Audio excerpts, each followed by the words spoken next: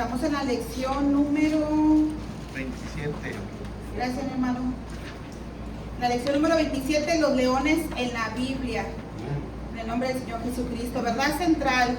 Dios da la victoria sobre los feroces ataques del enemigo.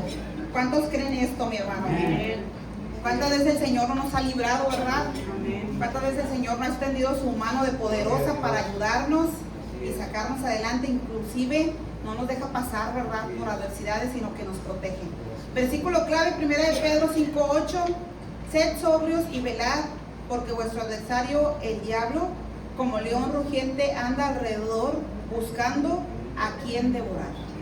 Y eso todos lo sabemos. Él es nuestro enemigo.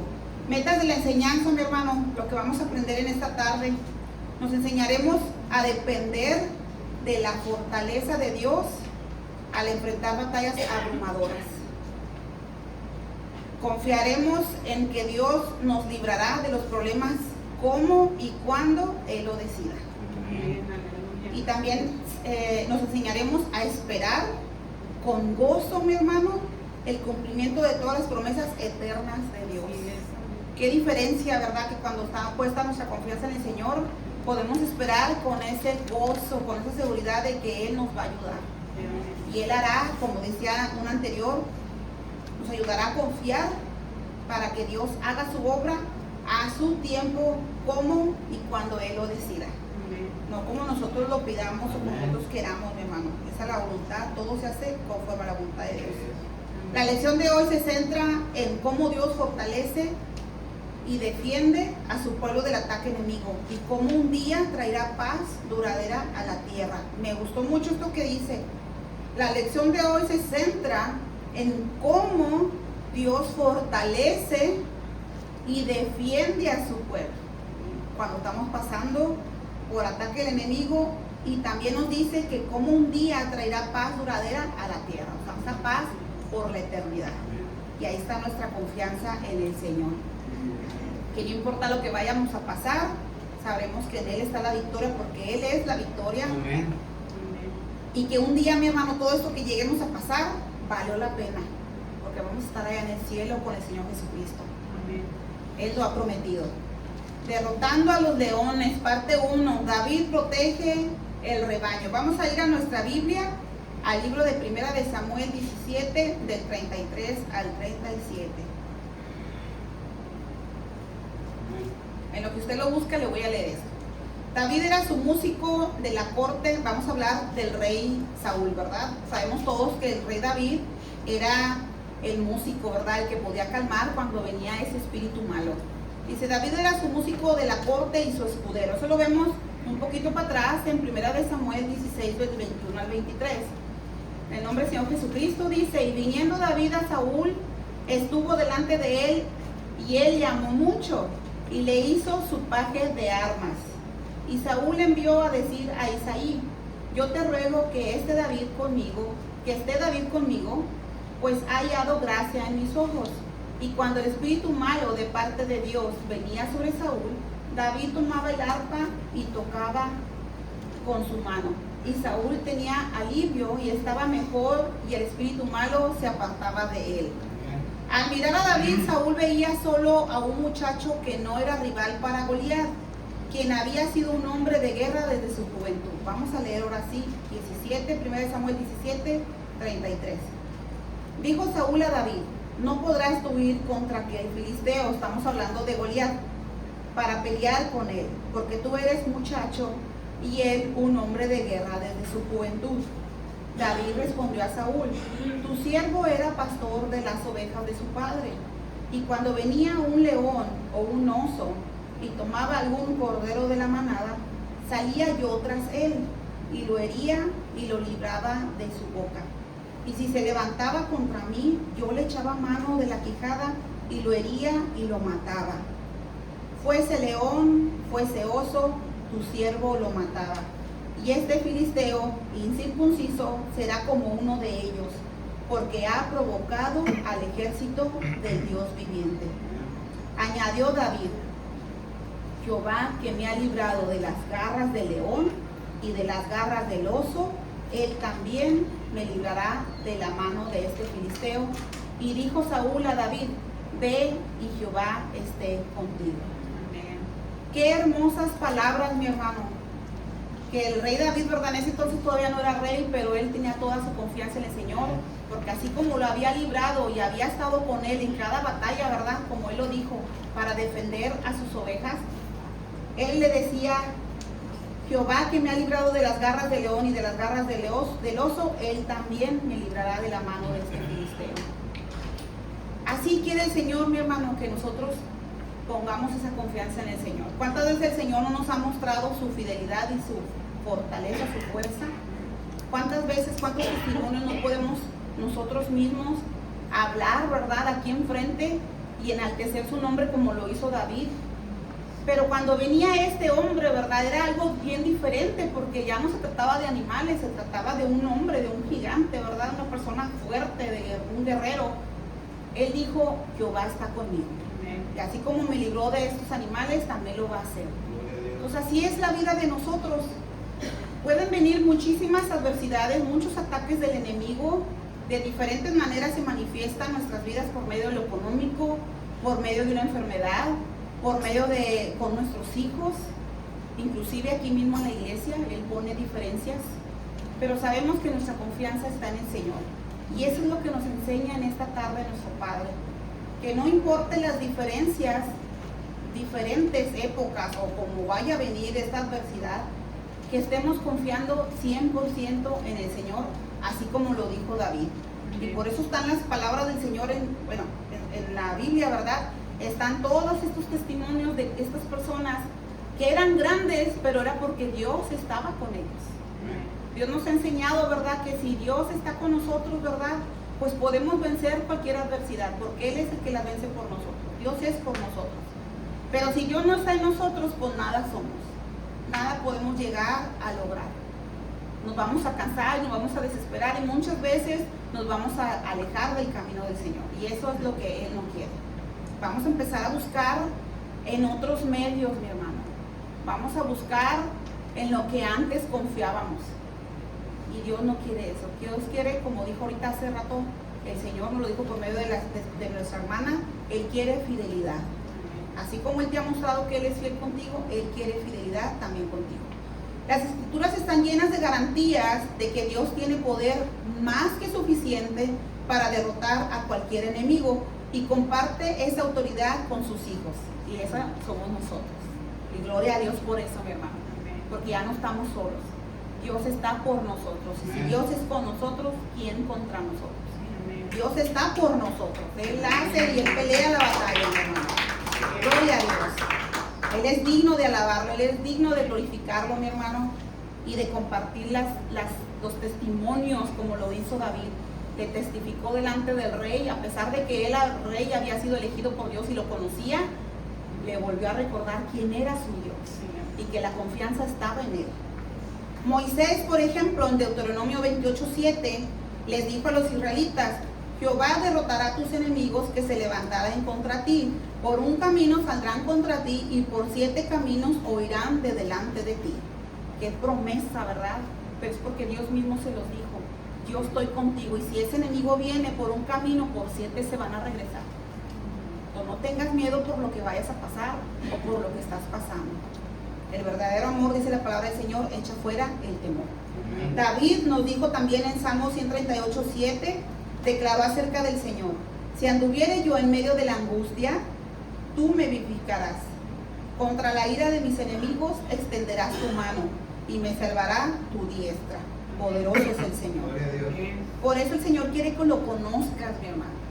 Es necesario conocer al Señor y entre más tú lo conozcas, más te enamoras de Él, de su carácter, de su bondad, que a pesar de que tú le falles, el Señor ahí está para ayudar. A pesar de tus debilidades, porque todos tenemos unas debilidades, el Señor nos fortalece y nos comprende y nos saca adelante y nos levanta, porque no quiere que nadie se pierda. Él siempre está allí para restaurarte.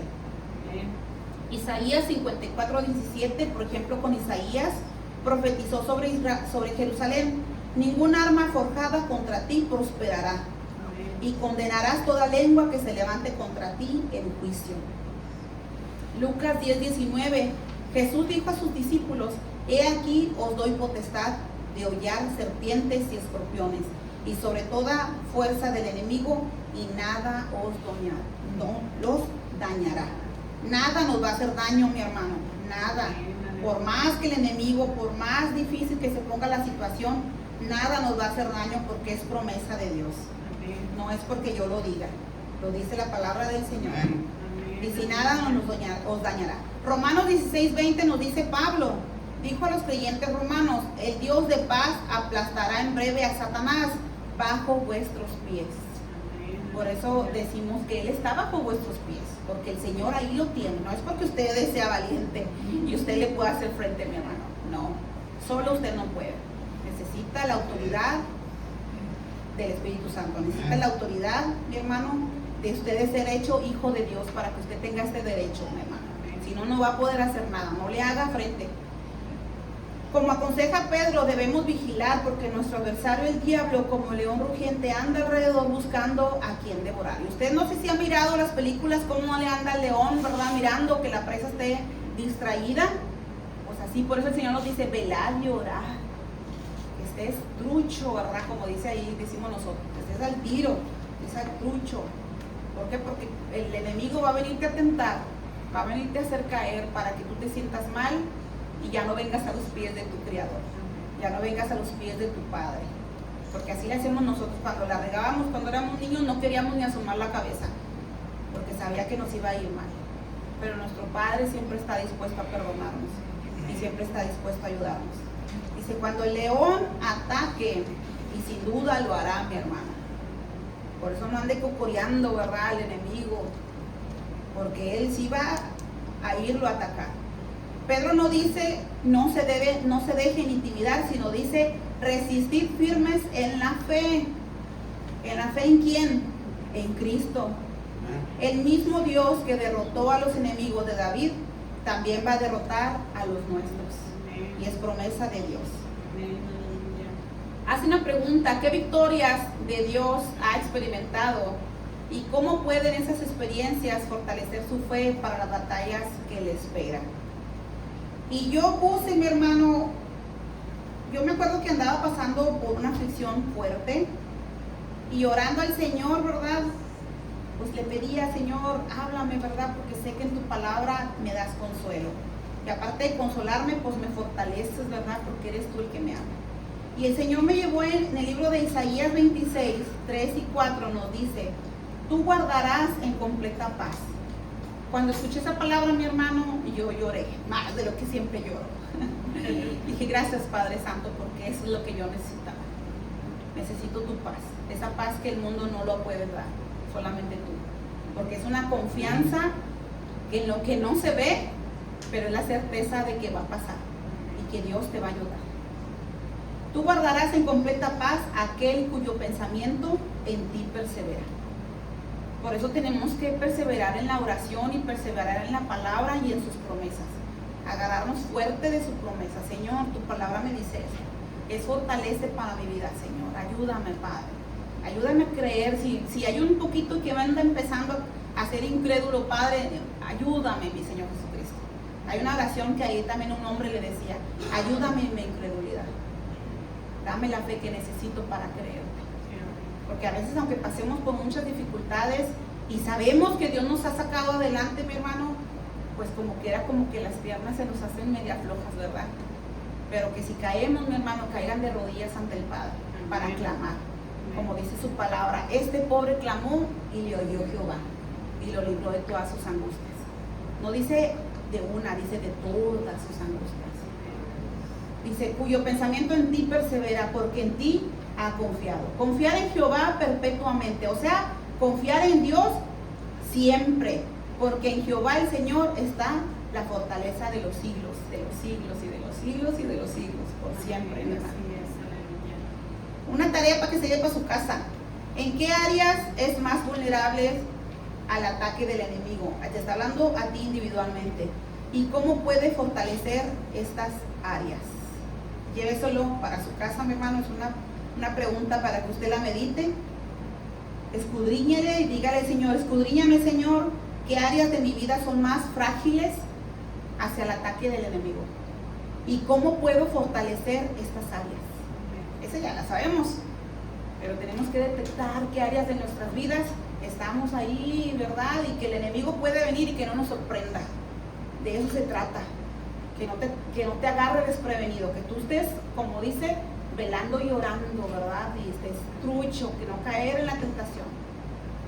Estar prestos, mi hermano, como dijo el Señor, prestos, a tiempo y fuera de tiempo, mi hermano. No nomás cuando estamos en la casa de Dios, en todo tiempo estar listos, porque viene el otro y te va a devorar. Segunda de Samuel 23, 20 al 22. Las hazañas de Benaía. Una vez que se convirtió un rey, David resultó ser un hombre de guerra después de todo. A pesar de las dudas de Saúl, como rey guerrero, David se rodeó de un grupo de hombres valientes que lo defendieron y promovieron su causa por todo Israel. Algunas de sus hazañas más famosas se describen en 2 de Samuel 23, pero nosotros vamos a leer del 20 y 22.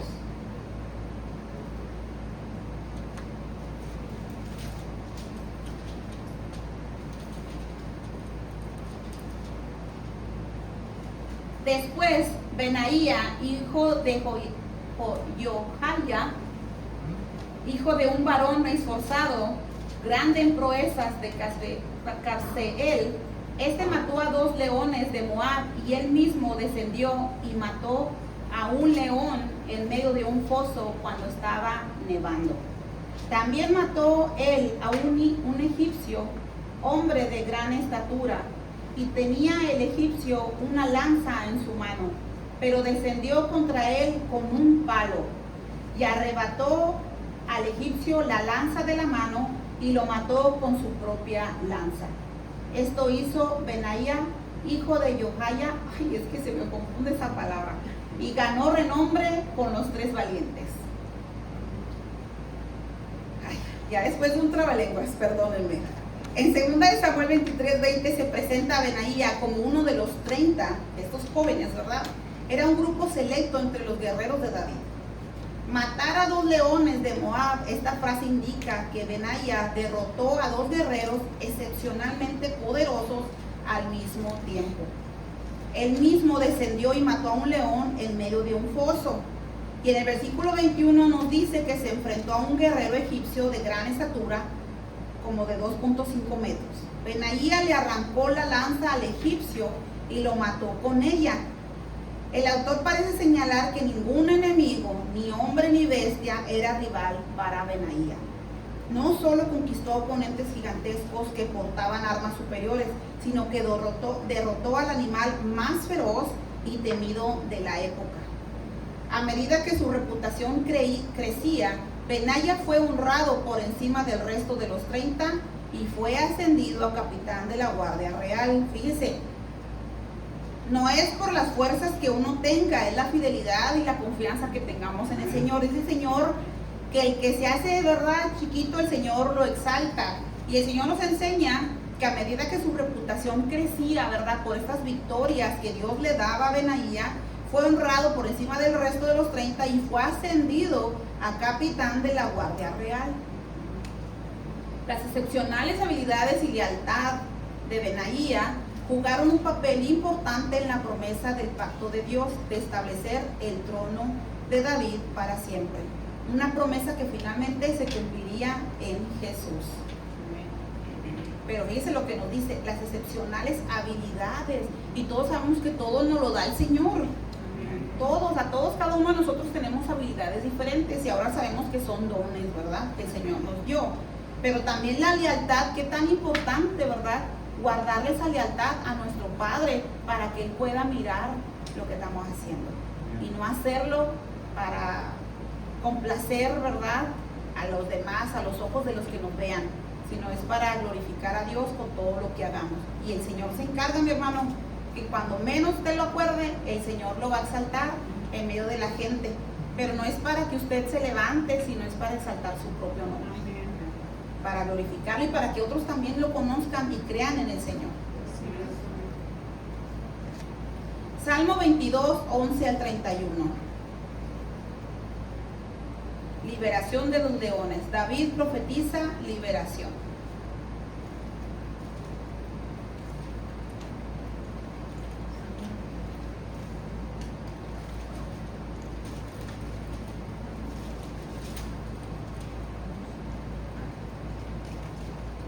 En la sección anterior, David y Benaía mataron leones reales, demostrando su fuerza e inteligencia superiores.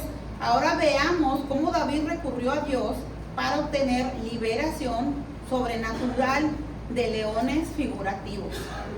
Salmo 22 del 11 al 31.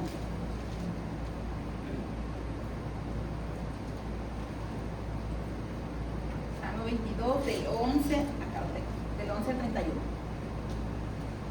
No te alejes de mí, porque la angustia está cerca, porque no hay quien ayude. Me han rodeado muchos toros, fuertes toros de Basán me han cercado. Abrieron sobre mí su boca como león rapaz y rugiente. He sido derramado como aguas y todos mis huesos se descoyuntaron. Mi corazón fue como cera, derritiéndose en medio de mis entrañas. Como un tiesto se secó mi vigor, y mi lengua se pegó a mi paladar, y me has puesto en el polvo de la muerte. ¿Qué decía aquí David? Dice, totalmente estaba agotado, seco por dentro y al borde de la muerte. Dice el 16, porque perros me han rodeado, me ha cercado cuadrilla de malignos, horadaron mis manos y mis pies. Significa que perforaron o traspasaron sus manos y sus pies. Contar puedo todos mis huesos, entre tanto ellos me miran y me observan. Repartieron entre sí mis vestidos y sobre mi ropa echaron suertes. Mas tú, Jehová, no te alejes, fortaleza mía, apresúrate a socorrerme. Libra de la espada mi alma, del poder del perro mi vida. Sálvame de la boca del león y líbrame de los cuernos de los búfalos. Anunciaré tu nombre a mis hermanos. En medio de la congregación te alabaré. Los que teméis a Jehová, alabarle, glorificarle, descendencia toda de Jacob, y temerle vosotros, descendencia toda de Israel. Porque no menospreció ni abominó la aflicción del afligido, ni de él escondió su rostro, sino que cuando clamó a él, le oyó. Hermoso. De ti será mi alabanza en la gran congregación. Mis votos pagaré delante de los que le temen. Comerán los humildes y serán saciados. Alabarán a Jehová los que le buscan. Vivirá vuestro corazón para siempre. Todos sabemos por qué, ¿verdad? Por la resurrección que el Señor promete. Se acordarán y se volverán a Jehová todos los confines de la tierra. Y todas las familias de las naciones adorarán delante de ti. Porque de Jehová es el reino, y él regirá las naciones. Comerán y adorarán todos los poderosos de la tierra. Se postrarán delante de él todos los que descienden al polvo. Aún el que no puede conservar la vida a su propia alma. La prosperidad le servirá. Esto será contado de Jehová hasta la postrera generación. Vendrán y anunciarán su justicia. A pueblo no nacido aún anunciarán que él hizo esto. Amén. Gloria a Dios. Entre su clamor para ser liberado de los fauces de león en el versículo 21 y su cambio a la alabanza en el versículo 22, David dio un giro radical. Estaba seguro de que Dios no menospreció ni abominó la aflicción del afligido, ni de él escondió su rostro, sino que cuando clamó a él le oyó. Con fe David profetizó no solo su propia liberación, sino también el triunfo definitivo del Mesías. Amén. Nuestros hijos también los servirán. Las generaciones futuras oirán de las maravillas del Señor. A los que aún no han nacido les contarán de sus actos de justicia. Ellos oirán de todo lo que Él ha hecho.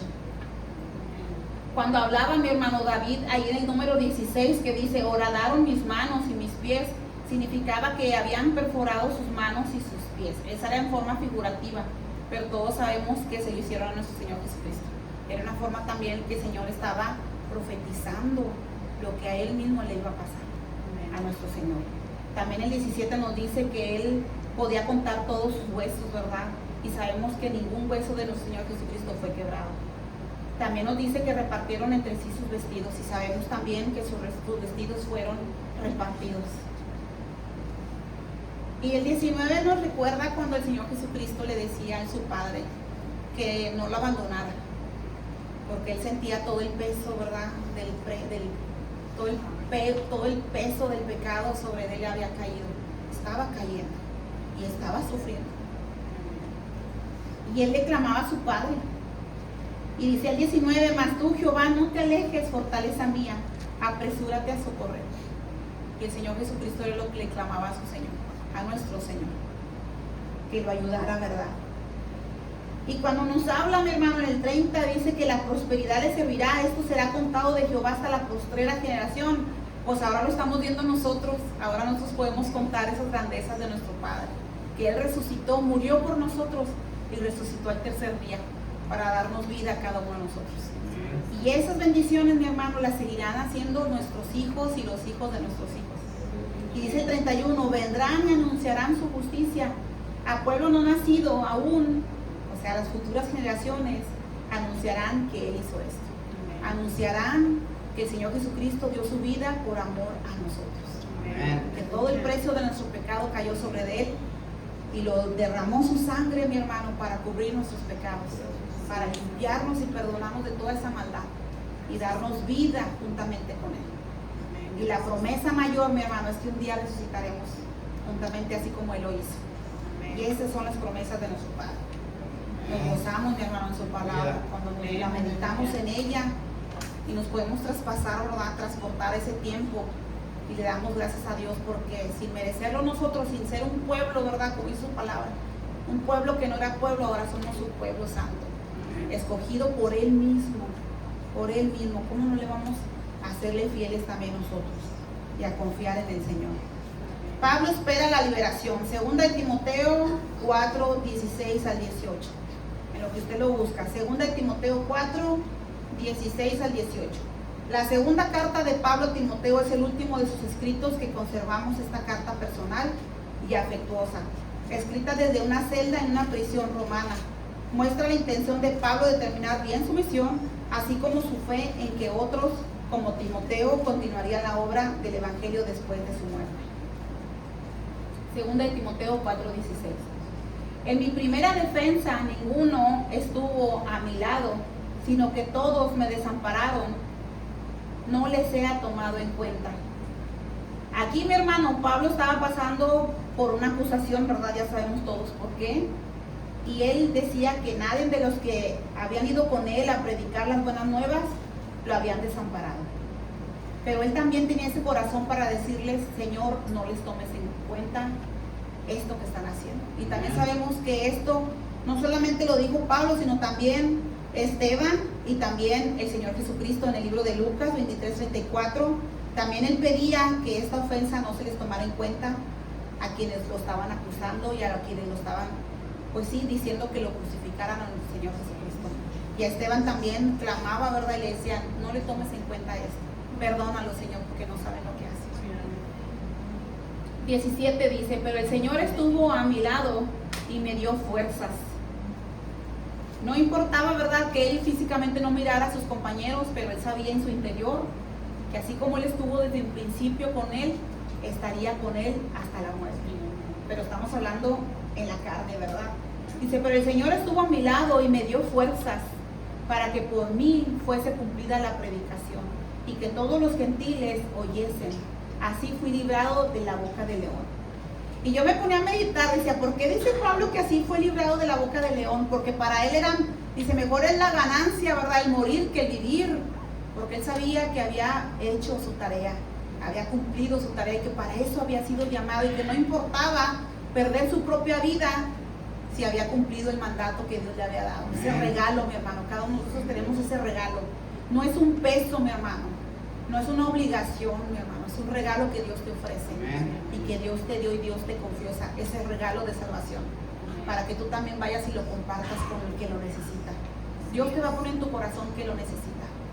Pero si esa persona también a veces no lo quiere recibir, pues nomás sembramos la semillita, ¿verdad? Pero el de la obra, ¿verdad?, el dueño de la obra hace el resto. Gloria a Dios. Y esa está nuestra esperanza y ese es nuestro gozo. Y como decía Pablo, así fui librado de la boca del león. De ese pensamiento de decir, híjole, aquellos me abandonaron, pero cuando pronto vino el Señor y decir, hey, yo estoy aquí contigo, no temas. Así fui librado, teniendo esa confianza en nuestro Padre. Dice el 18, y el Señor me librará de toda obra mala y me preservará para su reino celestial. A Él sea gloria por los siglos de los siglos. Amén. O sea, que no importa lo que venga en tu vida, mi hermano, la esperanza está en el Señor. Si el Señor no te da la sanidad que tanto anhelas, gloria a Dios. Si Dios te la da, gloria a Dios. Porque sabemos que este cuerpo aquí se va a quedar. Aquí se va a quedar, mi hermano. Se hará polvo o se va a enterrar, pero aquí se va a quedar este cuerpo que el Señor está usando. Pero que las obras, mi hermano, esas son las que se quedan. Lo que usted haga para el Señor, eso es lo que se queda. Y usted se las lleva juntamente con Él. Dijo el Señor que darán coronas dependiendo de las obras que usted haya hecho. Pero gloria a Dios, porque esas coronas se darán entregadas a nuestro Padre. Porque Él es el único digno de recibir la corona. Nuestro Rey, nuestro Señor. Porque por Él hacemos la obra, mi hermano. No la hacemos porque nosotros queremos. La hacemos porque ahora somos nuevas criaturas. Y el que hace la obra es nuestro Señor, Jesucristo. Vamos a ir a la tercera parte.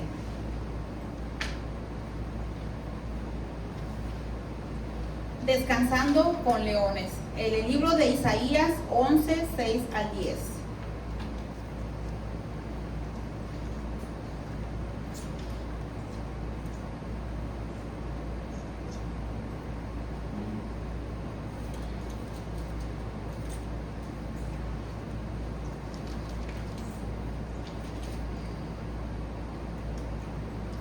Morará el lobo con el cordero y el leopardo con el cabrito se acostará. Acuérdense lo que decía el título, descansando con leones. Morará el lobo con el cordero y el leopardo con el cabrito se acostará. El becerro y el león y la bestia doméstica andarán juntos y un niño los pastoreará. La vaca y la osa pasarán, sus crías se echarán juntas, y el león con el buey, como el buey, comerá paja. Ya no va a comer carne, mi hermano, va a comer paja. Dice el 8. Y el niño de pecho jugará sobre la cueva del áspid, y el recién destetado extenderá su mano sobre la caverna de la víbora. No harán mal, ni dañarán en todo mi santo monte, porque la tierra será llena del conocimiento de Jehová, como las aguas cubren el mar. Acontecerá en aquel tiempo que la raíz de Isaí, la cual estará puesta por pendón a los pueblos, será buscada por los gentiles y su habitación será gloriosa. Amén. Y ahí vamos enseguidita a Isaías 65, 25. Esto es lo que vamos a ver, mi hermano, en la nueva tierra y cielo nuevo. Isaías 65, 25. El lobo y el cordero serán apacentados juntos, y el león comerá paja como el buey, y el polvo será el alimento de la serpiente. No afligirán ni harán mal en todo mi santo monte, dijo Jehová. Gloria a Dios. Amén. Gracias, mi Señor Jesucristo, por tu promesa, Señor. Describe el reinado del milenio de Cristo, una era dorada de paz en la que Satanás será atado y Jesús gobernará la tierra durante 1000 años. Y esto lo vemos en Apocalipsis 20, del 1 al 6. Durante el milenio, la paz y la justicia prevalecerán en la tierra por primera vez desde la caída. La naturaleza de los animales cambiará y los niños no tendrán que temer ni siquiera las serpientes venenosas más peligrosas. Todos los efectos de la maldición que azotó la tierra debido al pecado de Adán desaparecerán. En los días de Isaías y en los nuestros hubo personas en la tierra que nunca oyeron hablar del único Dios verdadero. Pero durante el reinado del milenio la tierra será llena del conocimiento de Jehová. Jesús mismo, el heredero del trono de David, reinará victorioso y todas las naciones se unirán a él. En Isaías 65, 25, la violencia dejará de existir. Nuestro enemigo supremo, la serpiente antigua, como lo vemos en Apocalipsis 22. Ese diablo que como león rugiente anda alrededor buscando a quien devorar, como lo dice la escritura primera de Pedro 5:8, será encerrado y atado. Sus mentiras serán silenciadas y el Rey de Reyes reinará en verdad y en justicia. Gloria a Dios, mi hermano. Gloria a Dios. Y hace una pregunta y nos dice, después de estudiar los leones en la Biblia, ¿por qué piensa que Jesús es descrito en Apocalipsis 5:5 como el león de la tribu de Judá? Y les voy a leer algo que traigo. Basado en la bendición de Jacob, el león llegó a ser un símbolo de la tribu de Judá, conocido como la tribu real. El rey David era de la tribu de Judá, por eso se le llama de la tribu real. Los leones simbolizan poder, ferocidad y majestad. Son considerados los reyes de las bestias, y el león de la tribu de Judá es el rey sobre todo, nuestro Señor Jesucristo. Lucas muestra que Jesús es descendiente de la tribu de Judá. Cuando Jesús se presenta como el león prometido, queda revelada su deidad, y Él es el verdadero rey y aquel a quien pertenece la obediencia de todas las naciones. Pero no es su fuerza lo que lo hace digno. El león ha vencido porque se hizo cordero. Y eso lo vemos en Juan 1:29. El siguiente día vio Juan a Jesús que venía a él y dijo, he aquí el Cordero de Dios que quita el pecado del mundo. Cordero, mi hermano, porque el Señor es inocente en todo. Él es santo y Él dio su vida por nosotros. Sin decir nada, Él fue derecho para cumplir ese propósito por el cual estamos aquí en este día, alabando al Señor y glorificándolo con su palabra. Jesucristo es digno porque vivió sin pecado, y al derramar su sangre venció al pecado y a la muerte. Su muerte y resurrección aseguran protección para su pueblo y un reino eterno que glorificará a Dios. Jesús, el león de la tribu de Judá, gobernará sobre ese reino. Amén. Gloria a Dios. Gracias, Padre, por tu palabra. Amén. ¿Qué vamos a enseñar, mi hermano? Poner en enseñanza. Pidamos al Espíritu Santo que nos llene de sabiduría y valentía cada día, para resistir los ataques del enemigo y fortalecerse en la fe. Y nos recuerda el Señor en 1 Pedro 5:9. Resistir firmes en la fe en Cristo Jesús. Amén. Dios me lo bendiga. Gloria a Dios.